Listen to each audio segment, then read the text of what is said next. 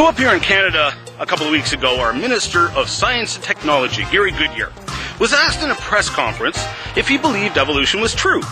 He declined to answer. Oh, panic! Yes, I'm sure there's a lot of ticked-off people in the ivory towers now because a closet creationist somehow managed to sneak into a position of power. So then the Globe and Mail ran a scathing editorial on Gary Goodyear. They quoted Dr. Alters as saying, and I quote, "Evolution is a fact.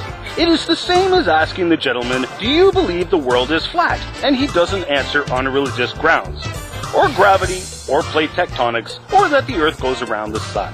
Well, actually, Dr. Alters, gravity and the size and shape of the earth have absolutely nothing to do with evolution. Evolution is not a fact. Fact. The size and shape of the earth is observable and measurable.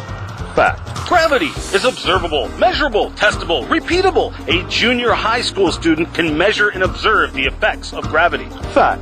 Evolution is none of these things. Evolution is not observable, testable, repeatable, or predictable. In fact, in rant number 93, I explain why evolution is, if anything, a supernatural process. It's also very interesting that Dr. Alters brings up the flat earth argument.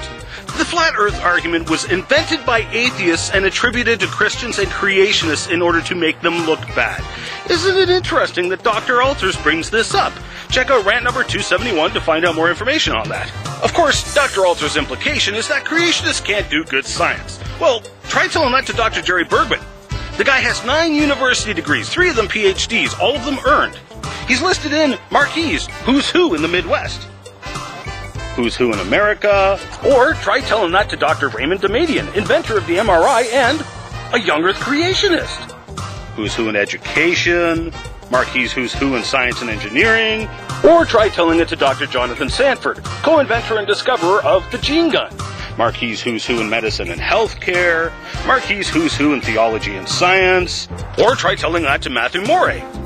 He read Psalms 8:8 and took his Bible literally when it talked about the paths of the sea. He went looking for those paths, discovered the ocean currents, and henceforth became known as the Pathfinder. Yes, his discovery dramatically improved shipping as we know it today, and in fact, he wrote the text on oceanography, which is still used in colleges and universities today. He's listed in the Research Center's directory edited by Morris Michelle Watkins, Gale Research Company, Book Tower, Michigan. He's listed in the Internationales Ausgebreid Register der Sektenarbeit München, 1997 and 1998. I don't even know what that is. Or try telling that to Newton, Kepler, Pascal, Joule, Faraday. In fact, all the foundations of the modern sciences were founded by the work of creationists. His library, which I've been in, is listed in the Directory of Special Libraries and Information Centers. He's a member of Mensa, and in fact a member of my International Creation Science Special Interest Group for Mensa members. Yes, Dr. Alters, creationists are quite capable of carrying out good science. And if Gary Goodyear happens to be a creationist, he never said he was, but if he happens to be that, he is quite capable of being Science and Technology Minister. Now, Dr. Alters got off the hook a couple weeks ago because I was supposed to be on a radio program with him and didn't get the message till the last second, so I'll have to make up for it now. Dr. Alters, how about you and I meet in a public moderated science-only debate, and we'll debate the tenets of creation and evolution, and we'll see which one comes out on top. See you later.